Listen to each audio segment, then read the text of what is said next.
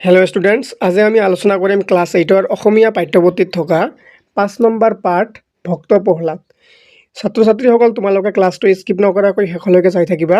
এইটো ক্লাছত আমি এই পাঠৰ অন্তৰ্গত ক্ৰিয়াকলাপত থকা সকলোখিনি প্ৰশ্নৰ উত্তৰ অতি সুন্দৰকৈ আলোচনা কৰা হৈছে। প্ৰশ্নৰ উত্তৰবোৰ তোমালোকক একেবাৰে চুটিকৈ লিখি দিয়া হৈছে যাতে তোমালোকে সোনকালে পঢ়ি শেষ কৰিব পাৰা। আৰু ক্লাছটোৰ মাজতে পৰীক্ষাৰ বাবে গুৰুত্বপূৰ্ণ প্ৰশ্নবোৰ আলোচনা কৰা হ'ব। সো এতিয়া আমি বলম নকৰাকৈ ক্লাছটো আৰম্ভ কৰিম। তোমালোকৰ ক্ৰিয়াকলাপৰ প্ৰথমত দিয়া আছে ক পাঠভিত্তিক ক্ৰিয়া। 1 নম্বৰত কৈছে উত্তৰ দিয়া। তাৰে ক নম্বৰ প্ৰশ্ন, ভক্ত প্ৰহ্লাদ নাটিকাখনৰ মুখ্য চৰিত্ৰকেইটাৰ নাম লিখা। ইয়াৰ শুদ্ধ উত্তৰ কি হ'ব? এইটো হ'ল প্ৰশ্নটো। উত্তৰটো হ'ব যে কি সুধিছে ইয়াত, মুখ্য চৰিত্ৰকেইটাৰ নাম লিখিব কৈছে। মুখ্য চৰিত্ৰকেইটা কি কি? যে মুখ্য চৰিত্ৰসমূহ হ'ল হৰি, হিৰণ্যকশিপু, প্ৰহ্লাদ, সন্দামৰ আৰু মহাৰাণী। এইকেইটা হ'ল কি এই ভক্ত প্ৰহ্লাদ নাটিকাখনৰ মুখ্য চৰিত্ৰ। সো এইকেইটা তোমালোকে মনত ৰাখিবা, এইকেইটা পৰীক্ষাৰ কাৰণে গুৰুত্বপূৰ্ণ হয়, দুটা হ'লেও আহিব পাৰে। এনেকৈ প্ৰশ্ন দিব পাৰে যে ভক্ত প্ৰহ্লাদৰ নাটিকাখনৰ মুখ্য চৰিত্ৰ দুটাৰ নাম লিখা, দুটা তোমালোকক পৰীক্ষাত সুধিব পাৰে। সো তোমালোকে এইকেইটা মনত ৰাখিবা। তাৰপিছত খ নম্বৰ প্ৰশ্নত কি কৈছে যে নাটিকাখনি কেইটা দৃশ্যত বিভক্ত? উত্তৰ হ'ব নাটিকাখনি 5টা দৃশ্যত বিভক্ত, মনত ৰাখিবা। তাৰপিছত ঘ নম্বৰ প্ৰশ্নত কৈছে প্ৰহ্লাদৰ পিতৃৰ নাম কি? উত্তৰ হ'ব প্ৰহ্লাদৰ পিতৃৰ নাম হিৰণ্যকশিপু। তাৰপিছত ঘ নম্বৰত দিছে হিৰণ্যকশিপুৰ ভাতৃৰ নাম কি আছিল? উত্তৰ হ'ব হিৰণ্যকশিপুৰ ভাতৃৰ নাম আছিল হিৰণ্যক্ষ। তাৰপিছত নেক্সট প্ৰশ্নত কি দিছে যে হৰিৰ প্ৰতি প্ৰহ্লাদৰ কেনেকুৱা ভক্তি আছিল? উত্তৰ হ'ব হৰিৰ প্ৰতি প্ৰহ্লাদৰ একান্ত ভক্তি আছিল। তাৰপিছত 6 নম্বৰ প্ৰশ্নত কৈছে প্ৰহ্লাদক অসুৰৰ শাস্ত্ৰ জ্ঞান দিবলৈ কাক নিযুক্তি দিয়া হৈছিল? ইয়াৰ উত্তৰ হ'ব যে প্ৰহ্লাদক অসুৰৰ শাস্ত্ৰ জ্ঞান দিবলৈ দৈত্যগুৰু শুক্ৰাচাৰ্যৰ 2 পুত্ৰ খণ্ড আৰু মৰ্কক নিয়োগ কৰিছিল। তাৰপিছত 6 নম্বৰ প্ৰশ্নত কি কৈছে যে ত্ৰিজগতৰ পতি বুলি প্ৰহ্লাদে কাক কৈছিল? ইয়াৰ শুদ্ধ উত্তৰ হ'ব ত্ৰিজগতৰ পতি বুলি প্ৰহ্লাদে হৰি অৰ্থাৎ ভগৱান বিষ্ণুক কৈছিল। তাৰপিছত জ নম্বৰ প্ৰশ্নত কৈছে যে স্ফটিক স্তম্ভটোৰ পৰা ওলাই অহা আধা মানুহ আধা সিংহৰ ৰূপটোৰ নাম কি? ইয়াৰ শুদ্ধ উত্তৰ হ'ব যে স্ফটিক স্তম্ভটোৰ পৰা ওলাই অহা আধা মানুহ আধা সিংহৰ ৰূপটোৰ নাম হ'ল নৰসিংহ। মনত ৰাখিবা, এই প্ৰশ্নটো ইম্পৰ্টেণ্ট হয়। তাৰপিছত নেক্সট প্ৰশ্নত কি কৈছে যে অসুৰৰ শাস্ত্ৰখনৰ নাম কি? ইয়াৰ উত্তৰ হ'ব অসুৰৰ শাস্ত্ৰখনৰ নাম হ'ল বামায়ন শাস্ত্ৰ। তাৰপিছত এতিয়া 2 নম্বৰত দিছে তোমালোকৰ লিখা। 2 নম্বৰত কি দিছে? অকল লিখা বুলি দিছে। ক নম্বৰ প্ৰশ্নত কৈছে কি ভাৱত তন্ময় হৈ আছা প্ৰহ্লাদ? তোমাৰ কাষত আহি মই ৰৈছোহি, তুমি গমেই পোৱা নাই না? এই কথাষাৰ প্ৰহ্লাদক কোনে কৈছিল? সেই সময়ত প্ৰহ্লাদ কি ভাৱত তন্ময় হৈছিল? ইয়াৰ উত্তৰ হ'ব যে এই কথাষাৰ প্ৰহ্লাদক জ্যেষ্ঠ ভাতৃয়ে প্ৰহ্লাদক কৈছিল। কোনে কৈছিলে? তাৰ জ্যেষ্ঠ ভাতৃয়ে কৈছিল। সেই সময়ত প্ৰহ্লাদ সেই সুন্দৰ প্ৰকৃতিৰ সৃষ্টিকৰ্তা হৰিৰ মহিমাৰ কথা চিন্তা কৰি আছিল। এতিয়া খ নম্বৰ প্ৰশ্ন, স্ফটিক স্তম্ভ ভাঙি প্ৰভু নৰসিংহই ওলাই আহি কি কৰিছিল? তেওঁৰ গৰ্জনত দৈত্যসৱৰ কেনে অৱস্থা হৈছিল? ইয়াৰ উত্তৰ হ'ব স্ফটিক স্তম্ভ ভাঙি প্ৰভু নৰসিংহই হিৰণ্যকশিপু সামান্য এক পতংগৰ দৰে বধ কৰি উৰুত বহুৱাই নখেৰে বিদাৰি বধ কৰি পেলালে। তেওঁৰ গৰ্জনত সকলো দৈত্য ভয়ত কম্পমান হৈছিল। তোমালোকে এই ধৰিটো কৰি ল'বা, ঠিক আছে। এতিয়া 3 নম্বৰত দিছে তোমালোকৰ ক্ৰিয়াকলাপৰ যে চমুকৈ লিখা। ক নম্বৰ প্ৰশ্ন প্ৰহ্লাদে হৰিভক্তিৰ মহিমাৰ বিষয়ে দেখুওৱা যোগদীপৰ একাদিক্ৰমে লিখা।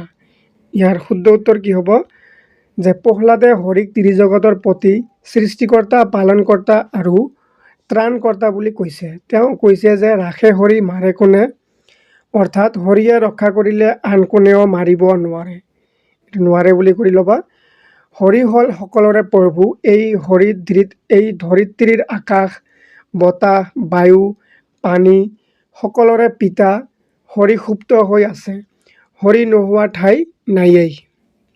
তাৰপিছত খ নম্বৰ প্ৰশ্নত কৈছে যে বামায়ন শাস্ত্ৰ জ্ঞান ল'বলৈ প্ৰহ্লাদে কিয় আপত্তি কৰিছিল? উত্তৰ হ'ব কাৰণটো হ'ল ই হৰিভক্তিৰ বিৰুদ্ধ আছিল, এইটো বিৰুদ্ধে কৰি ল'বা, আৰু প্ৰহ্লাদে পৰম পিতাৰ শ্ৰীচৰণত শৰণ লৈছিল।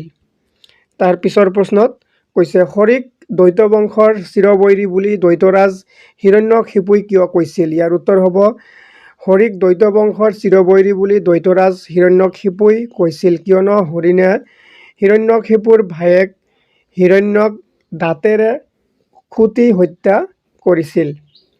তাৰ পিছৰ প্ৰশ্নত কৈছে যে পিতৃক ক্ষমা কৰি দিবলৈ প্ৰহ্লাদে নৰসিংহ ৰূপী হৰিক কি বুলি কাকতি কৰিছিল? উত্তৰ হ'ব পিতৃক ক্ষমা কৰি দিবলৈ প্ৰহ্লাদে নৰসিংহ ৰূপী হৰিক এই বুলি কাকতি কৰিছিল যে হে হৰি আমাৰ সকলোকে শুভ বুদ্ধি দি আপুনি আমাক ৰক্ষা কৰক, পিতৃৰ সকলো দোষ মাৰ্জনা কৰক, এনেকৈ কৈছিল। তাৰপিছত নেক্সট প্ৰশ্নত কি কৈছে যে খণ্ডামৰকৈ প্ৰহ্লাদক বামায়ন শাস্ত্ৰ জ্ঞান দিবলৈ কি কি বুজনি দিছিল? উত্তৰ হ'ব যে খণ্ডামক প্ৰহ্লাদক বামায়ন শাস্ত্ৰ জ্ঞান দিবলৈ এইদৰে বুজনি দিছিল যে চোৱা ৰাজকুমাৰ প্ৰহ্লাদ, তোমাৰ কণ্ঠত হৰিনামে শোভা নাপায়, তুমি হলা দ্বৈত বংশৰ পুত্ৰ, দেৱতাৰ জয়গান গোৱাটো তোমাৰ বাবে উচিত হোৱা নাই, সেয়েহে আহা বামায়ন শাস্ত্ৰ পঢ়া য'ত আছে দ্বৈত বংশৰ পৰম্পৰাৰ শিকনীয় অনেক কথা। এতিয়া আছে 6 নম্বৰ প্ৰশ্ন প্ৰহ্লাদে গুৰুদ্বয়ৰ বুজনি কিয় মানি লোৱা নাছিল? ইয়াৰ উত্তৰ হ'ব কিয়নো বামায়ন শাস্ত্ৰ হৰিভক্তিৰ বিৰুদ্ধ আৰু প্ৰহ্লাদে পৰম পিতাৰ শ্ৰীচৰণত শৰণ লৈছিল। তাৰপিছত এতিয়া 4 নম্বৰত কি কৈছে ব্যাখ্যা কৰিব কৈছে। প্ৰথমটো ব্যাখ্যা হ'ল যে ভাৰতীয় ভক্তিধাৰাৰ ঐতিহ্যত প্ৰহ্লাদৰ কাহিনী হ'ল এক গৌৰৱময় সংযোজন। এই কথাষাৰ ব্যাখ্যা কৰিব লাগে। ইয়াৰ উত্তৰ কি হ'ব যে ভাৰতীয় ভক্তি সাহিত্যৰ ইতিহাসত প্ৰহ্লাদ এক উল্লেখযোগ্য নাম। নিজ পিতৃৰ কঠোৰ বাধা নিষেধক যুক্তিৰে আওকাণ কৰি প্ৰহ্লাদে সৰ্বদা সত্য আৰু ন্যায়ৰ সপক্ষে থিয় দি পৰমজনাৰ মহাত্ম্য শ্ৰৱণ কীৰ্তন কৰিছিল। শাৰীৰিক বা মানসিক সকলো নিৰ্যাতন হেলাৰঙে মূৰ পাতি লোৱা প্ৰহ্লাদ হ'ল নিষ্ঠাৰ প্ৰতীক আৰু বিনয়ৰ প্ৰতিমূৰ্তি। শুদ্ধ আৰু চিৰন্তন সত্যৰ মূল্যবোধত বিশ্বাসী প্ৰহ্লাদে দেউতাকৰ অন্যায় আদেশ নম্ৰভাৱে প্ৰত্যাখ্যান কৰি আত্মবিশ্বাসৰ পথত অগ্ৰসৰ হৈছিল। ভাৰতীয় ভক্তিধাৰাৰ ঐতিহ্যত এই কাহিনী হ'ল এক গৌৰৱময় সংযোজন। তাৰপিছত 5 নম্বৰ প্ৰশ্নত কি সুধিছে যে মোৰ বিনাশ হা বোধ কৰক জ্ঞাত নহয় যে মোক মানুহ অথবা জন্তুৱে বধ কৰিব নোৱাৰে, আনহাতে মোৰ মৃত্যু দিনৰ ভাগতো নহয় আৰু ৰাতিও নহয়, সেয়েহে মই নিশ্চিত সহজে নহয় মোৰ বিনাশ। এই সংলাপটো কোনে কাক কৈছে লিখা? উত্তৰ হ'ব এই সংলাপটো হিৰণ্যকশিপুৱে প্ৰহ্লাদক কৈছে। এতিয়া তোমালোকৰ ক্ৰিয়াকলাপত কি দিছে? খ ভাষা অধ্যয়ন অৰ্থাৎ ব্যৱহাৰিক ব্যাকৰণ। 6 নম্বৰত চাবা তোমালোকে ডাইৰেক্ট ওপৰৰ সমাসযুক্ত বাক্যসমূহ তালিকাত উল্লেখ কৰা মতে লিখা। এইকেইটা শব্দ কি কৰিব লাগে? সমাসযুক্ত বাক্য কি কৰিব লাগে? তলত তালিকাখনত লিখিব লাগে। কেনেকৈ লিখিব লাগিব? যেনেকৈ প্ৰথমতে ইয়াত আছে কি ত্ৰিভুৱন, ইয়াত কি হ'ব? তিনি ভুৱনৰ সমাহাৰ, আৰু বেশ বাক্য কি হ'ব? তিনি ভুৱনৰ সমাহাৰ। তাৰপিছত খ নম্বৰত দিয়া আছে কি পৰস্পৰে হাতে হাতে কৰা যি যুঁজ, এইটো হ'ল হতাহতি, আৰু ইয়াত হ'ব পৰস্পৰে হাতে হাতে কৰা যি যুঁজ। ঘ নম্বৰত দিয়া আছে পৰ্বতৰ নিচিনা গম্ভীৰ, পৰ্বতৰ নিচিনা গম্ভীৰ। এনেকৈ তোমালোকে এটা খালী বাকচ দিয়া আছে, বাকচটো তোমালোকে পূৰ কৰি ল'বা। তিনি জগতৰ সমাসৰ ত্ৰিজগত, এইটো একে হয়। আৰু নেক্সট দিয়া আছে সিংহাসচিত আসন অৰ্থাৎ সিংহাসন, ঠিক আছে। এতিয়া 7 নম্বৰত দিয়া আছে এটা শব্দত প্ৰকাশ কৰি লিখা। ক নম্বৰত দিয়া আছে যাৰ সাহস আছে তাক কি কোৱা হয়? তাক কোৱা হয় সাহসী, অৰ্থাৎ এক কথাত প্ৰকাশ কৰিব লাগে বা উত্তৰ দিব লাগে। খ নম্বৰত কৈছে যি ঈশ্বৰক বিশ্বাস কৰে, এইটো হ'ল কি আস্তিক, আৰু যিকোনো ধৰ্মত বিশ্বাস নকৰে তাক কি বুলি কোৱা হয়? তাক নাস্তিক বুলি কোৱা হয়, আৰু যোনে ভগৱানক বিশ্বাস কৰে তাক আস্তিক বুলি কোৱা হয়। ঘ নম্বৰত কি কৈছে? যি বিষ্ণুক উপাসনা কৰে তাক কি বুলি কোৱা হয়? বৈষ্ণৱ। একে মাকৰ সন্তান কি হয়? সহদৰ। তাৰপিছত যি সঁচা কথা কয় তাক কি বুলি কোৱা হয়? সত্যবাদী। তাৰপিছত যাক দেখা নাযায় তাক কি বুলি কোৱা হয়? অদৃশ্যমান। তাৰপিছত এতিয়া 8 নম্বৰত দিছে তোমালোকৰ বাক্য ৰচনা কৰা। যেনেকৈ প্ৰথমটো দিছে চিৰবৈৰী। চিৰবৈৰী শব্দৰে বাক্য ৰচনা কৰিলে কি হ'ব? যে হিৰণ্যকশিপু আৰু ভগৱান বিষ্ণুৰ কি আছিল? চিৰবৈৰী আছিল। তাৰপিছত কি আছে? হিংসা দেশ। দেৱতা আৰু অসুৰবিলাকৰ মাজত হিংসা দেশ সদায় দেখা যায়। তাৰপিছত কি আছে? আকাশ পাতাল। আবিৰ্ভূত নৰসিংহৰ তৰ্জন গৰ্জনত আকাশ পাতাল কম্পমান হৈ উঠিল। গৰিমা। বিষ্ণু ভক্তিৰ গৰিমাই প্ৰহ্লাদক সকলো বিপদৰ পৰা ৰক্ষা কৰিছিল। তাৰপিছত দিয়া আছে চালে চকুৰোৱা। পদুম ফুলবোৰ ফুলাত পুখুৰীত চালে চকুৰোৱা হৈ পৰিছে। তাৰপিছত কি দিয়া আছে? শয়নে সপনে। প্ৰহ্লাদে শয়নে সপনে হৰিক স্মৰণ কৰিছিল। তাৰপিছত কি দিয়া আছে? 9 নম্বৰত দিয়া আছে চমু উত্তৰ দিয়া। এইটো তোমালোকৰ জ্ঞান সম্প্ৰসাৰণৰ পৰা দিয়া হৈছে। 9 নম্বৰত চাবা। ক নম্বৰ প্ৰশ্ন, খণ্ডামৰ্কৰ পিতৃৰ নাম কি? উত্তৰ হ'ব খণ্ডামৰ্কৰ পিতৃৰ নাম আছিল দ্বৈত গুৰু শুক্ৰাচাৰ্য। তাৰপিছত খ নম্বৰ প্ৰশ্নত কৈছে যে বিষ্ণুৱে প্ৰধানকৈ কেইটা অৱতাৰণ ধাৰণ কৰিছিল? বিষ্ণুৱে প্ৰধানকৈ 10টা অৱতাৰ ধাৰণা কৰিছিল। কেইটা অৱতাৰ ধাৰণা কৰিছিল? 10টা অৱতাৰ ধাৰণা কৰিছিল। তাৰপিছত বিষ্ণুৱে চতুৰ্থ অৱতাৰটো কি? বিষ্ণুৰ চতুৰ্থ অৱতাৰটো কি? বিষ্ণুৰ চতুৰ্থ অৱতাৰটো হ'ল নৰসিংহ। তাৰপিছত কৈছে বামায়ন শাস্ত্ৰ কি?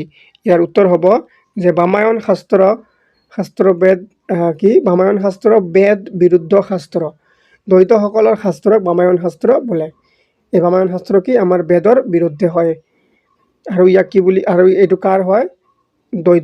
দ্বৈতসকলৰ শাস্ত্ৰক কি বুলি কোৱা হয়? বামায়ন শাস্ত্ৰ বুলি কোৱা হয়। এনেকৈ তোমালোকৰ এই পাঠৰ অন্তৰ্গত ক্ৰিয়াকলাপত থকা গোটেইখিনি প্ৰশ্নৰ উত্তৰ আমি আলোচনা কৰা হৈ গ'ল। আশা কৰিছোঁ তোমালোকে ক্লাছটো বুজি পাইছা। বুজি পালে লাইক কমেণ্ট কৰি শ্বেয়াৰ কৰি দিবা আৰু চেনেলটো ছাবস্ক্ৰাইব কৰিবলৈ নাপাহৰিব। ধন্যবাদ সকলোকে।